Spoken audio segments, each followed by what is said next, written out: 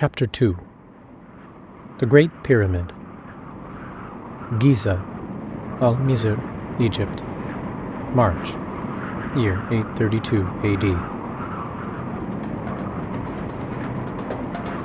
A sandstorm was approaching like a red Nephilim, as if it were trying to stop Al-Mamun's army. The gusts of howling wind fluttered the clothes of those who were outside. "It's a big sandstorm hitting Giza!" explained a man from outside. As workers bore through the tunnel in the side of the Great Pyramid, it became darker and darker with every passing moment, as the sand that moved through the air over the pyramids was blocking all the light coming in from the entrance. Everything went dead silent, except for the sound of the workers' tools. Slowly, all light disappeared, and it went pitch black. "Holy Lord, will this collapse on us?" Tariq shouted. Everyone turned around in utter confusion as they saw a wave of dense, red sand was penetrating in from the outside and was covering the whole entrance. "Askut ya Hamar!" "Shut up, donkey," a bearded man said while adjusting his keffiyeh, the headscarf. Most of the men inside the tunnel had covered their noses and mouths, using keffiyeh to protect from dust. "Brighten up the lantern! Put more oil in it!" Master Ibrahim shouted. "No, wait for a while. They will blow out," a worker said. The sounds of striking on the stones could be heard from one end, while at the other the team close to the entrance of the tunnel stood in silence for several minutes, watching until the sandstorm's fury tempered down. A man struggled to rekindle the flame of the lantern. Finally, the sound of a spark catching fire was heard, and the whole tunnel was illuminated again. The exposed parts of the men's faces were gleaming with sweat. "What shall we do now? Is the sandstorm some kind of omen from the mummies to not enter this pyramid?" A young man whimpered in a small voice, breaking the icy silence. The young man gave a nervous laugh when no one responded. It was his first day, and this was definitely not what he had been expecting. He had dreamed of being the first to find the gold, and that would mean he would be given a larger wage than the others. It was exciting, and one could get lost in the thoughts of riches. But navigating through the Great Pyramid of Giza wasn't exactly a bed of roses. Abbas decided to recite some of his favorite Arabic poetry. "The pyramids puzzled the minds and the genius of the men, and turned their ambitious dreams into insignificance. Pyramids, smooth and grandiose in proportion. Arrows shot cannot pass over them. I know not, since when the meditations fall short before them, and opinions are wondered around this marvel, whether they are graves of non-Arabic monarchs, or wizardry of the sands, or are they mother of the mountains?" After his first two verses, others who knew of this poem started joining in. By the end of it, the whole tunnel was reverberating with the singing. "We'll get the treasure of Shaddad, the son of Ad," Ali said. "If God wills," a man added. One man said, "Dennis of Telmar said to me that the pyramid is a cave where Adam hid treasures brought from paradise." "Nonsense! It's certainly not a cave," another replied. These men were among the team who were to bore a channel in the wall of the Great Pyramid of Al-Giza on the orders of Caliph Al-Mamun. It was their 5th day of working on this project, and they had already bored 10 steps into the pyramid. Stories and myths had circulated about the pyramids. There were fears of falling into deep depressions in the ground and never being able to walk again. There were speculative tales about immortal snakes that would curl around you and suffocate you to death. There were tales of traps that would be triggered when you tripped across a strategically placed tripwire. And many, many more. These legends only became more aggressive and foreboding every year to keep intruders from becoming brave enough to enter the royal sand structures. Now, these brave men had to see all these appellations in real life. "I hope the mummies aren't alive till today," Tariq uttered. "Shush now, baby Tariq. Do you want me to ask your mother to come and collect you?" teased a man named Mubarak, whose face was embellished by a large beard. Laughter echoed all around. Everyone felt a little bit more at ease. "Okay, listen up," said a man with broad shoulders and a clean-shaven face as he emerged from among the group. His name was Jamal. "We're moving forward. Let's go." He emphasized his words by waving his hands around. Judging by his posture, demeanor, and the confident and authoritative way he talked, it didn't take the novices long to realize who they were reporting to inside the tunnel. There were quite a few new recruits among them who had never done this before. But despite their fear of the unknown, they treaded obediently behind the man, who was clearly in charge. No one fancied getting fired on the same day they were hired. The group would move further along while the team on the outside struggled against the sandstorm, trying to keep the wooden stairs at the mouth of the newly built tunnel entrance intact. By the time they would return from the exploration, the sandstorm would have passed. Hopefully the stairs would not follow.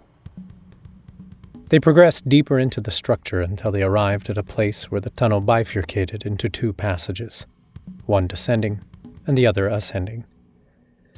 The expedition was being carried out in two groups, not only because it was safer for the workers, but also to more effectively secure the treasure. Each team was provided with 4 torches. At this point, a random member of each team was made the temporary leader. "Follow me," Al-Khidr said, and the men followed their new leader and started descending into the lower tunnel. Al-Khidr's clothes were stained with patches of yellow and gray, caked with the smells of sweat and spices. For the last few weeks, he had concentrated all his work on making the acids. The job was easy for him, but he had traveled in Egypt to gather the salts and make new friends, and also opened an apothecary to make cures for common ailments. Al-Khidr traced his fingers across the walls as he made his way through the passage, at the same time focusing on his compass, enjoying his timely intuition to align the bored tunnel with the center of the pyramid as the workers deviated a bit from the center of the pyramid. The entire project could turn into a fiasco, but thanks to Allah, we found the real passages now, Al-Khidr thought to himself. Al-Khidr led his group through the small descending passage. It was uncomfortable, as the ceiling was low, and the men had to either bend their necks or their knees. The passage was long, with nothing of interest on the walls, the ceiling, or the floor, but remarkably it was a well-crafted piece of engineering. Al-Khidr continued through the long descending passage as it went deeper into the pyramid. The deeper the team and Al-Khidr went, the greater the risks of getting trapped. It was best to be prepared. The men were tired but still motivated.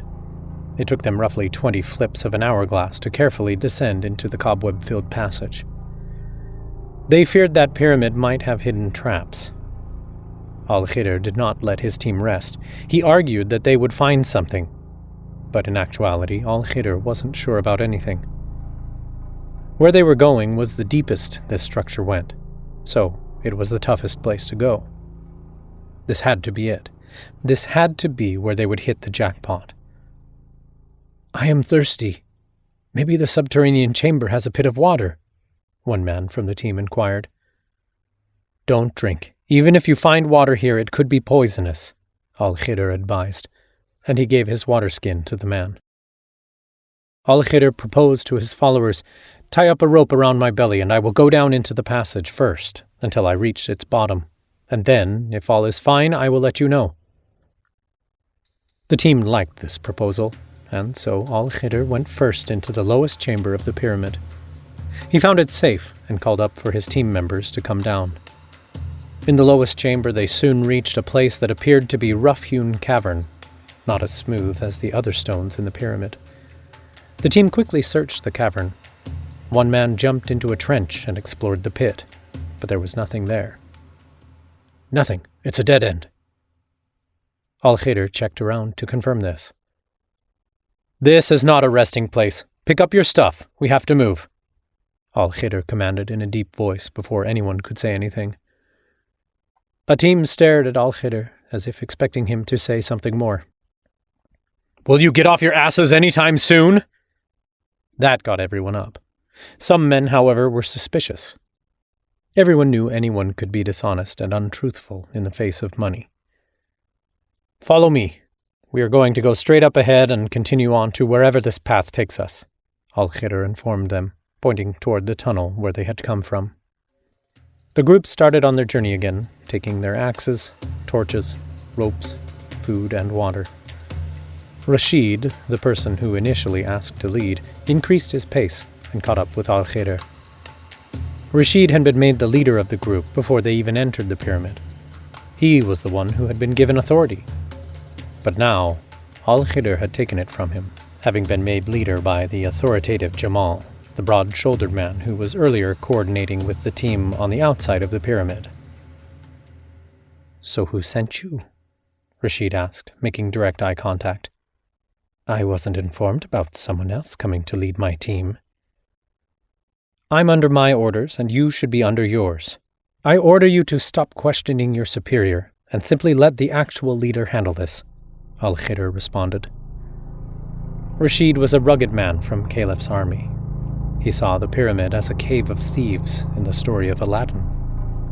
Al-Khidr, being the alchemist, was baffled by the intricate structures of the pyramid and knew that the whole building had some different purpose. He felt an urge to take control from Rashid. Rashid was surprised by the sudden hostility. He gulped his anger and let Al-Khidr lead. Al-Khidr almost enjoyed his new position of power. Jamal had made a good decision of making him the leader. Al-Khidr was actually suited to power like this. It made him smile. To the team, Al-Khidr said, Now I want you to explore cautiously because these narrow corridors have higher chances of having a trap. When you go inside, I want you to pay close attention to the walls. There could be a doorway, a window, or something else. The men nodded, picking up their stuff. Al-Khidr gave them new torches. No one takes a break until we complete a full search of the pyramid. The Caliph is anxiously waiting for the fulfillment of his dream. Don't make him wait. Now go! Al-Khidr shouted behind the departing groups. The men were tired, but they knew that it would be an instant jackpot if they found the bounty and presented it to the Caliph. They would be flooded with money, respect, and a good position. This kept most of them going. But even money sometimes loses its influence as a motivator. Move in and be aware, Al-Khidr cautioned as they went. With slumped shoulders, the teams moved up into the darkness of the lower passage once again. Above them, they could hear the noises of the second team, who already climbed up the ascending passage earlier. Al-Khidr aggressively snatched the torch from one of his team members and ascended upwards. Hurry up already! Perhaps they found something! He shouted. Though they hurried, moving up in a tilted passage took more time than expected. The men again ascended, panting, and met the second team after more than half an hour. Al-Khidr moved the torch around, trying to see what booty the second team had found. The team that had ascended the upper passage earlier said to Al-Khidr, Come here, we have found something. One man was putting his ear to the wall and trying to hear something. Mansour says that behind this stone there could be another passage, one excitedly claimed. Mansour, the man who was trying to hear from behind the stone, apparently had sharp hearing skills and was a master of excavations in Egypt. He was a short Egyptian man with a lush black beard and crooked teeth. Did you see it? Mansour asked. See what? One man exasperatedly asked. It's a blocked doorway. If we break through it, there might be more on the other side. What if there is nothing on the other side? Rashid chimed in. By God, if you don't shut up, I will smack your head against the wall. Now help me. It's a plug stone which has blocked the entrance to the passage, Mansour exclaimed, his voice rising. The men behind Mansour moved in with their equipment and bottles, and some of the sturdier men started hitting nails into the stone. Once nails were hammered in to their maximum, they were jerked out. Acid and alchemical powder made by Al-Khidr were poured into the newly drilled holes, and one man started heating the stone. To fulfill the will of the Caliph al-Mamun, all the blacksmiths of northern Al-Hizr, Egypt, and the nearby regions had been summoned for this project. "Keep your mouths covered, and don't inhale the fumes," Al-Khidr advised. As an alchemist, he had mastered the art of making the acids they now used to crack open the plugstone. The stone gave a crackling sound and started cracking and crumbling. After a while, the plugstone crumbled to the floor. "Voila! By God," the men said. "It's another passage!" They jumped in excitement. They trod forward along the newly discovered ascending passage for a couple more minutes until they arrived at an area with a ramp. It was large, appeared to be better constructed. There was a path leading to the further top of the pyramid, and in between the ramp there was another passage. "Who can carve out such a grand tilted tunnel?" a man named Abbas murmured as he noticed something on the tilted walls. "Not you, that's for sure," someone interjected. "What is this?" Abbas cried out suddenly, running his hands across the wall with strange slots. "It's just some slots on the wall, Abbas," Rashid, the former group leader, responded. "Keep your eyes peeled for treasure, not the slots on the wall." Abbas had more experience than Rashid. However, even if they had previous experience, the new recruits were mistreated, and their opinions did not matter. Al-Khidr did not comment on the discussion. He simply adjusted his green keffiyeh up to his mouth and continued on. He knew it was useless to argue with Rashid. The slots on the walls were not warnings or directions, but they must have been made to fulfill some purpose, Al-Khidr thought to himself. Everyone went silent when they heard someone calling out to them. Al-Khidr and his group entered the chamber close to the ramp, and the moment they stepped inside, they noticed a mehrab, an apse in the northern wall. The room gleamed under their torches. The men of the first team inside were in such a state of shock that they hardly could move. "What?" They were all stunned for a moment, as it wasn't every day that you found an emerald-colored idol that was sparkling and sending off rays of green in every direction. The idol was an eerie sight. What they had just discovered was a human-looking idol carved of malachite. On his breast, a priceless sword was attached, and on its head was engraved a precious stone as big as an egg and as brilliant as daylight. Al-Khidr recalled hearing from Sabians of Iraq about how the Great Pyramid was the tomb of Seth, son of Adam. "Is this the statue of Seth?" he wondered. One man put his metallic tool and the round pounding stone aside and approached the idol. He tried to lift it, but it was too heavy. It didn't even budge. Al-Khidr entered next and ascended in joy through the grand, tilted passage until he reached another chamber. Though they could hear Al-Khidr and the others approaching, the four men already inside the chamber had their eyes fixed on another treasure on the floor, unable to comprehend what they saw. The men were as shocked as Al-Khidr and his group had been, maybe even more. No one moved. They just stared. Finally, Al-Khidr moved forward, commanding everyone to stay back.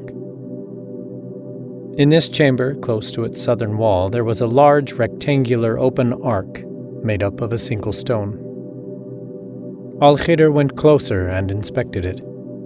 At the base of the arc was a layer of salt. He ignored this, picking up the sparkling object in the arc. It was a thin piece of what looked like glass, translucent, with a tint of orange to it.